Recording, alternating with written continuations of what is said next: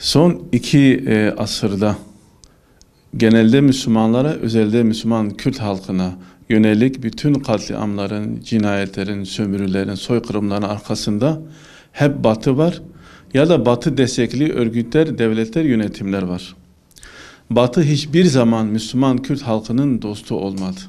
Her zaman Müslüman Kürt halkına arkadan hançerledi. Batı her zaman Müslüman Kürt halkına arkadan hançerledi, Müslüman Kürt halkına hainlik yaptı, ihanet etti.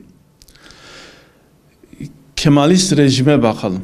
Kemalist rejimin bu 100 yıldır, bir asırdır Müslüman Kürt halkına yönelik inkarcı, asimilasyoncu, yok sayıcı tavrının arkasında yine Batı var. Amerika var, İsrail var, Avrupa var.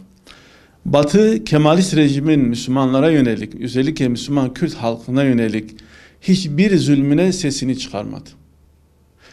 Hiçbir tecavüzüne, hiçbir soykırımına en ufak bir itirazda bulunmadı. Kemalist rejim Müslüman Kürt halkını yok saydı. Müslüman Kürt halkının dilini yasakladı. Müslüman Kürt halkına asimile etmeye çalıştı.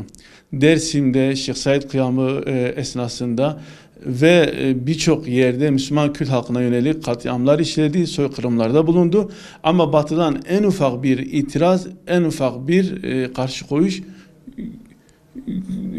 görülmedi. Bugün Kürdistan'ı cehenneme çeviren, Kürdistan'ın yakılıp yıkılmasına vesile olan çukur siyasetiyle ve diğer yanlış politikalarıyla, eylemleriyle Kürt halkını canından bezer hale getiren, belki asırlarca, belki 1000 yıldır yaşanmayan Kürt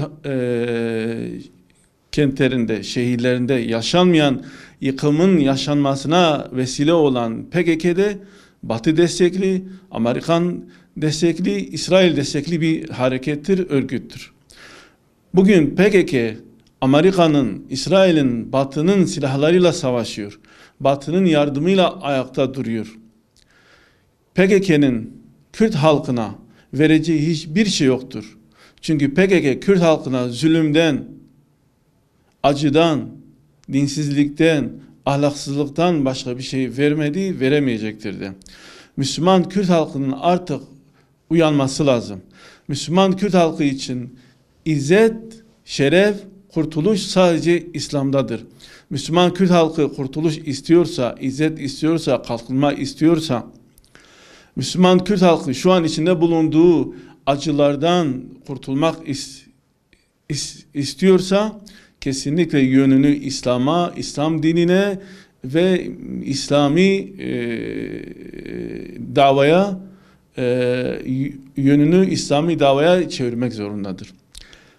Kısacası Müslüman Kürt halkının mazlum, ezilmiş, sömürülmüş, perişan, şu an büyük acılar içerisinde yaşayan Müslüman Kürt halkının tek kurtuluş yolu İslam'dır. Müslüman Kürt halkı izzetini İslam'da aramak zorundadır.